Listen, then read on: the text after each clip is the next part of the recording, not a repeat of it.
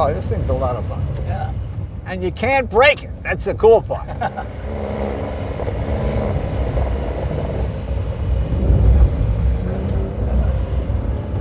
There you go.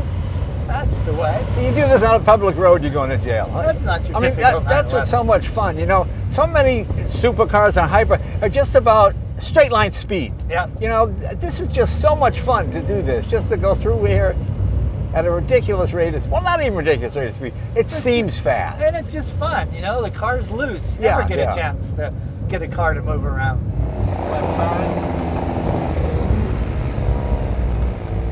Fantastic. Bellissimo. C'è bella machine. You know, you get to drive everything, and then there's these cars that just get you going, so it's good. Welcome to an episode of J. Leno's Garage. The car we're featuring today, Porsche Dakar. The most fun you can have in a 911. Why do I say that? Because let's face it, when you buy a car like this, oh, somebody's going to scratch it. Oh, am I going to leave it on the street? Oh, I got a rock chip. This is the rock chip kit. You get rocks all day in this thing. It's pretty bulletproof. It's got ground clearance. You can drive it anywhere. And it's still a Porsche. It's still a 911. Even with all these accessories and the rally pack, it's only about 1/10 of a second slower to 60 miles an hour than the regular Porsche 911. But on fire roads, dirt trails, it's so much fun. Let's meet a man who knows way more about it than me, Jeff Zwart. Jeff, come on in. Now, Jeff is 8-time Pikes Peak champion. He's the guy that shot all the Porsche commercials. He worked for Road and Track. He's not like one of those guys, that's right, Jay, sales are up 9%. No, he's not a sales guy. He is a Porsche guy. And the ultimate, and you own one of these yourself. I do own one, yeah. And his has a canoe. He drives around with a 16-foot canoe on the top. And for aerodynamics, It works That's good as actually- a straight line. well, you know, that's what when the Stanley brothers set the speed record in 1906, they used, like, I guess you'd call it fluid dynamics. They got canoes and they pulled them through the water. Whichever canoe moved through the water with the least amount of pull was the most aerodynamic. So they took two canoes, put one on top of the other, put the engine in, and went 127 miles an hour. I mean, it's pretty Jeez. cool. It's pretty. So you could do the I same could do thing. that. I'll Same work thing on with that. yours.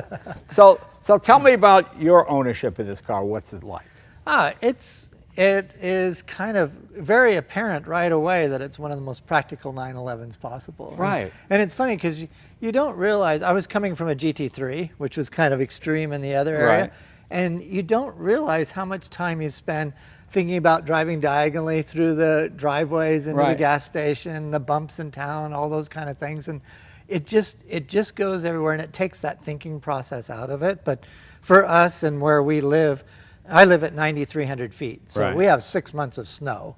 Right. And So you're high all the time. I'm high all the time, yes. Yeah, But it's the part that is just so fun is just knowing you have that capability of going anywhere. And you know, people ask me, well, how much do you drive your Dakar? Well, you know, we only have 2 cars in our family really Right. that we drive all the time, and we have a Cayenne and we have the Dakar, and between the two of those, my wife and I just kind of rotate and drive and don't even think about what we're going out in, but it's Yeah, really and the special. fun thing about this is 45, 50, or 60 on a fire road, it's really like 140 miles an hour Yeah. on a track in a Porsche. Yeah. And that's what's so much fun. You can take this places where nobody's watching and have a good time, and you're not in any danger. You know? Absolutely. And the ground clearance, how high does it go? Well, it's about 2 inches higher Right. than the standard Right. GTS, and then there's another inch you can gain on pushing a button on the dash. So you're 3 inches up from standard, which doesn't sound like a lot, but it makes a lot of difference. And to your point about how it moves around, it's kind of fun that with the knobby tires, you know, the all-terrain tires, it actually moves around under you a little Right. bit when you're driving it. And you get used to like a GT3 that's so sharp and you're never going to discover the limits and everything. Right. This really is pretty entertaining the way it goes. And you never crack a splitter. You're not replacing. That's right. Because I do that all the time. I've got a Carrera GT. I pull into a gas and I go, I got to get an angle. Beep, beep, just pull up to the pump. I got to, you know, and I hear it scream. It drives me crazy. I just took this out. I had more fun in it. It's just so much fun to drive because you can drift it and slide around. It's just, you've got all the power, all the convenience, everything in a normal Porsche. Absolutely. Except for, and this rally pack, this is an option, correct? Yes, that's an option, but it's really nice because it's obviously powered to run the lights. It's very substantial. Like I said, I drive with a canoe in the summertime on the roof. So the ability to carry different things, plus in the wintertime, I can adapt a ski rack to it. So you kind of add things to the top of it. Well, it's interesting because when I said I don't really like this, but then I saw these lights and I went, oh, no, that really makes it really cool. Yeah. I mean, this Jim Crackery here, I can tell you. I mean, parking this in LA in a restaurant, it would be gone. The cans, this, everything would be stolen. So, oh, what do you do? Oh, you just unpull this and yeah. Well, just in case you've got it. Yeah, so but it's fun to have. It's fun to have. Visually, the only difference between this and any other Porsche is, I guess, the paint scheme in the rally pack, correct? Yeah, and the interesting thing about the paint on this particular model is that it actually is a two-tone paint job. So the white and the blue are actually painted at the factory, and the foil's added on top of that. So it's, you know, it's kind of done in the classic way. In Dakar, the cars were painted for that same reason. So being all-wheel drive, all four wheels engaged all the time, you can't, can you adjust bias front to rear? Yeah, actually you do that. You know, you're on the 911s, we have a knob that goes into a Sport and a Sport Plus. Right. This has a Sport position, but the Sport Plus position is replaced with a Rally call out. And that Rally call out actually adjusts the torque split more towards the rear. And so all of a sudden you've got a little more tail happy car, a little more lively feeling. And you can imagine, because this is a different wheel and tire size, it wasn't just a matter of putting wheels and tires on here. Everything had to be reprogrammed, remapped, adjusted for these wheels and tires and for the extra ride height and all of that. So there's a lot going on behind the scenes, and even up front, they've eliminated the center radiator and moved out to the outside with turbo radiators on the outside, but that gives you more approach angle. So there's things that you don't see going on inside. And you've got skid plates underneath. Skid plates underneath. Which is the most valuable thing you can have. I mean, I know being on the freeway and just hitting a rock and here and go bang, bang, bang. But again, no problem. Yeah, no problem.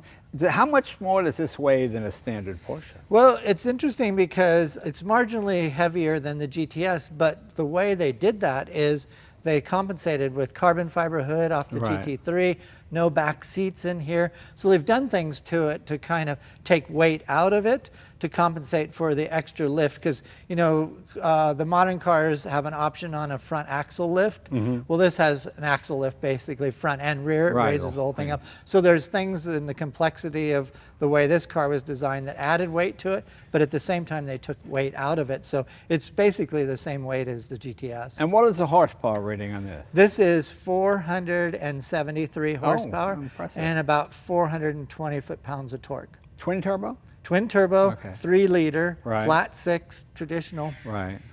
So, and it makes the right sounds. You know, you've got kind of, when you go to that rally mode, it also opens up the baffles and the exhaust, so it barks a little. It gets real active on the shifting and everything else on it. Well, the thing I like, when you get a paint chip, it's character. It's patina. It shows that you really use the car. You know, when the old motorcycles, the Vincent guys, the guys had the bluest pipes. Well, those are the guys that are running hard and fast because it gets the heat. So that was always, guys that polish them, you're not riding it hard enough, you know. So it's the same sort of thing. Unless you have the rock chip, you got to have the rock chips. It's a badge of courage. I'm surprised they don't sell factory rock chips. You could just put on the rock chips. That's on the next option list. Yeah. No, I just found it so much fun because when I first heard about it, you know, in America, especially during the 70s and 80s, there was the tendency to just have a wheel and stripe package, you know, big chicken on the hood and all this other kind of stuff where it doesn't do anything. They call it a GT just because they change the wheels. Whereas this is really 100% off-road vehicle. Absolutely. They've really touched everything. And like I said, they've remapped the electronics to manage all of this. And funny enough, you know, where I live, at the altitude I live in, coming from the GT3 to this actually feels faster. The reason being, this is a turbocharged car as opposed to normally aspirated. So I'm losing about 30% of my horsepower at the altitude I live at. And then the nimble nature of having, like I said, the narrower tires with the knobby, they just move around. The active engagement is so high in the car made it really enjoyable. And the speed is governed to 150 on this, is that Yes, correct? that's- Especially because of the tires. But you know, how often do you go over 150? If you do, you're just going to jail. Yeah. You're irresponsible, you lose your job. I mean, this is so much fun in that 40 to 120 range where you're just sliding on a fire trail. Oh, when I hit a tree, okay, fine, push it back on. It's really amazing. And I love the skid pad. It's just making it bulletproof. It really is the most fun 911 I've ever driven, just in terms of worry-free and having fun. Because one of those borrowed Porsches, we take care of it. We go through the gears and everybody go, oh, geez, I don't want to scratch it. Yeah. You bring this back and dust it off. And you're fine. It's really true. And, you know, inside it's pure 911. You know, everything's laid out that Right. way, steering wheel, the seats, everything is very familiar to 911, but the capabilities are completely changed. And, you know, the off-road capability is strong, but where I see it, and I come from a rally background, you know, I started racing at Pikes Peak when it was all dirt, Right. because that was rallying. That's what I really wanted to do. This feels so rally-like, you know. It's ready to go run a stage rally. It really is. It's not going to run the Baja 1000, but it's going to take everything Right. in between that. Let me ask you about that. When you did Pikes Peak, did you prefer, they paved it, which then changed it so every record can never be broken, because it's kind of sad that they did that. I'm not sure why they did it. I guess it's safer. It's an interesting story, actually, but Yeah. it was actually came from a lawsuit from the Sierra Club, because they had to import dirt basically to Oh, I the see. mountain Yeah. to maintain the road, and the runoff then wasn't natural to the area. But you know, I'm one of the few people that has raced and won in all the configurations of the mountain. But you know, I can kind of tell where you're going on this. I prefer the dirt days. Yeah, I prefer the dirt. But you yeah. know, that makes sense to me. I understand that, because you're just Yeah. throwing tons of dirt off the mountain. These cars just, so I mean, I get that, and that makes sense. That makes sense.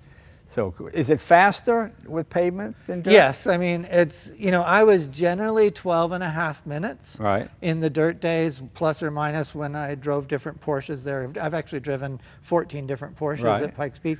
And now today I'm one of the few people under 10 minutes. So it's exponentially faster. Wow, that's pretty cool. And even our top speeds, you know, in the dirt days, generally we were around 100 miles an hour, but we see 135, 140 miles an hour. Have you done it on one of these yet? I haven't done it in this car, or in a Dakar, but I have certainly done it in all versions of Porsche. It'd be fun to do it with a canoe on top. Yeah. There's got to be some record there. Yeah, there got to be some obscure record. First Porsche with canoe, And the dog in the back. and the dog in the back. Exactly. What else am I missing here? Well, we got the wing on the back. Is it really necessary on this car? Or is it just for? This is pays homage to the Dakar. Right. The first Porsches that ran at Dakar, the 953, and later on the 959. So obviously they had a wing component on those, and you know, it's kind of natural in a motorsport world to have something like that too. Yeah. But it's, you know, by the time you've got a roof rack disturbing the air to the wing, it's probably not the best, but the overall look and balance of the car feels right with the rear wing. Well, let's take a look at the interior. As you said, pretty much standard. What is different in here that's not in a standard Porsche? You know, everything inside is pretty much so typical 911 for these days. Right. You know, if you were in a GTS, you would kind of have the switch gears and everything be in the same place. It does on the dash. This car is a production number of 2,500 cars. Right. So on the dash, there's actually a plaque that tells you what number of the cool. 2,500 cars this car is. Now, would you like to have seen a manual gearbox in this? You know, I got to say, I'm a PDK fan. Yeah, I right. really like how it works. And, you know, I drive in manual mode virtually all the time anyway. Right. Even when I race a PDK car at Pikes Peak, I'll still run it in manual mode. And it just is so quick and so organic to everything else. There's just nothing lost in it. So Right. I prefer that. And I think that when you are off-roading, being able to kind of move things a little bit without pulling clutches in and out Right. helps. So I've seen no downside to driving with the PDK. Now you notice this says rough roads. Now when it rallied, it was under Rothman, the Yes. cigarette brand, Yeah. but you can't have so you changed instead of Rothman, it's rough roads, which I guess is fine. Yeah, they actually did about 4 different wraps that paid homage to this period in Porsche's racing. So there was the Martini kind of wrap. There was Right. also another one from the East African Safari. So it's kind of cool that you see variations of the graphics on the cars. Very nice. Can we take it for a ride? Let's do it. Let's take it for a ride.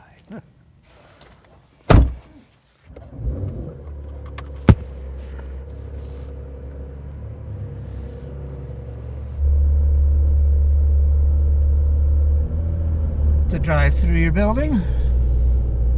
Yeah, this thing is pretty neat. Yeah.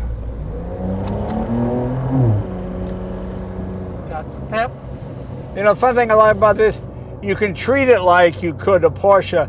You know, when I was a kid, well, my brother paid $800 for a '57 Speedster. Oh, geez. You know, and Yeah. when I was a teenager, more fun with that car, painted it himself. Yeah. You know, I always tell that story.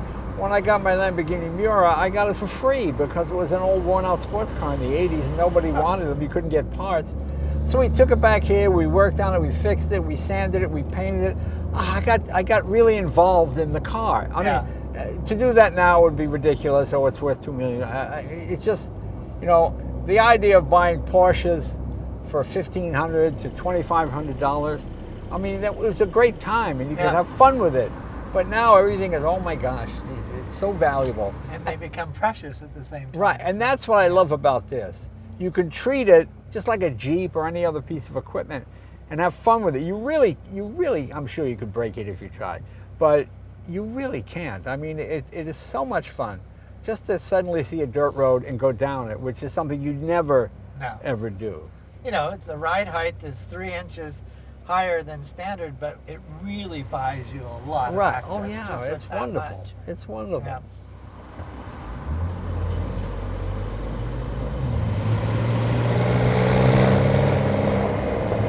We really appreciate the familiarity of kind of, you're still in a 911. Right. Yeah, I hate it sometimes when people resto-mod a car and they digital dash and what was I in? I can't even remember what this car was originally. Yeah. I used to love driving in the rain, but then as the cars got more valuable, I don't want to get this thing wet. And I'm so, you know.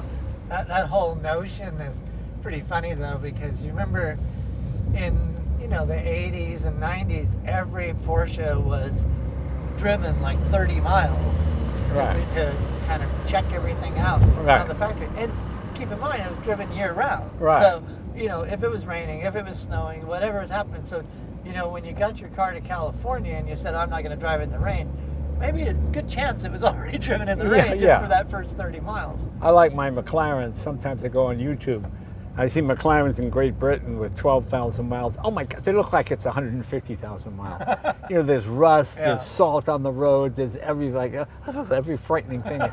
I mean, this is really the perfect environment for car enthusiasts because your cars last forever. Yeah, they really are. You know, I remember when I first came to town in the 70s, I saw a guy with a 61 Buick Electra. I go, oh, nice. Did you restore this? No, I bought it new. It's his car. Yeah. You know, and there's no salt. Yeah.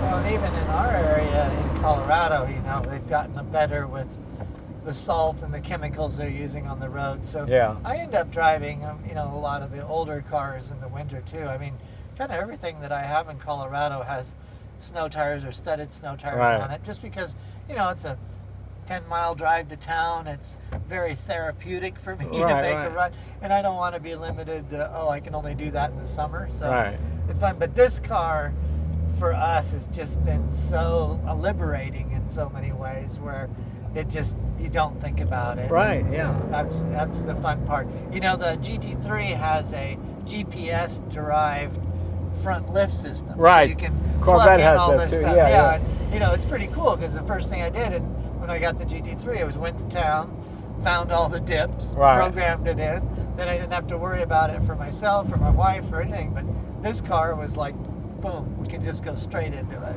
You know, it's always like friends that buy deep sea diving watches. Well, this one's good for a mile. This one's good for 3 miles down. You're not going 3 miles down. All right, please. You got a pool. It's a swimming pool.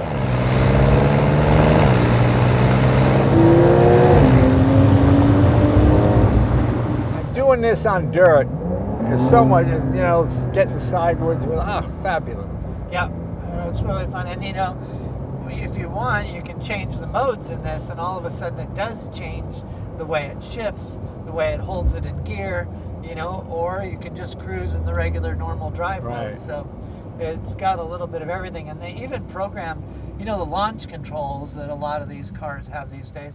This has a dirt launch. Oh, is that right? Yeah. In the rally mode, and it adjusts it so that it actually, takes and gives you a little more freedom with the rear wheel spin. It's hard to find places to drive off-road legally in Los Angeles, but my friends at San Antonio Nursery, they got some dirt behind there, so we're going to take this thing around and see what it does a little bit. But I mean, just to give you an idea. Oh, this thing's a lot of fun. Yeah. And you can't break it. That's the cool part.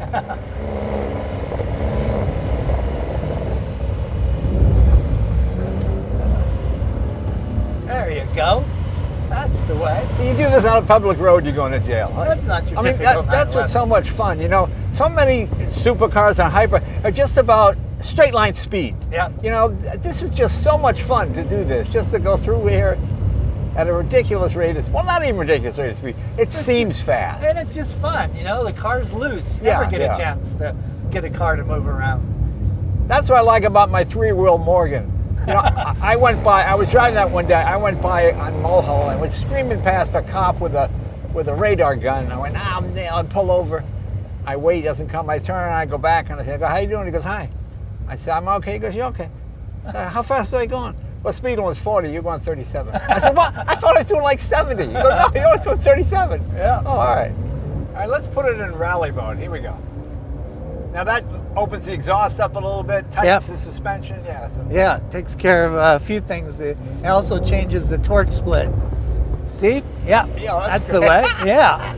It lights up the rear end in these things. I got to get one of these. I got to get one. Sold. I like it. That's what's great. And like you were saying earlier, it doesn't take a lot of speed to have fun. No. So it just is really good. Because with some of these hypercars, it's so expensive to experiment. I mean, you crack a carbon fiber piece. Yeah.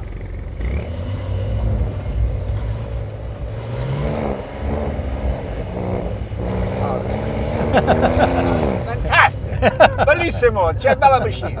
I love it. You get to drive everything, and then there's these cars that just get you going, so that's good.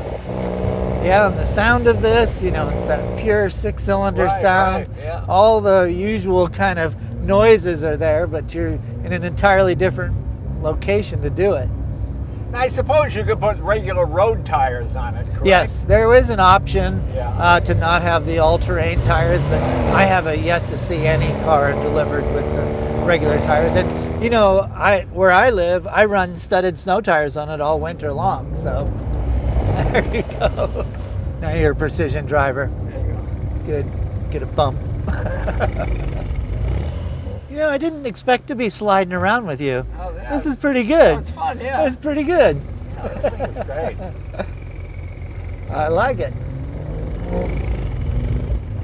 See how much the engine barks in the rally mode too. I love it. Next up is the Scandinavian flick. There's your next one. What is that?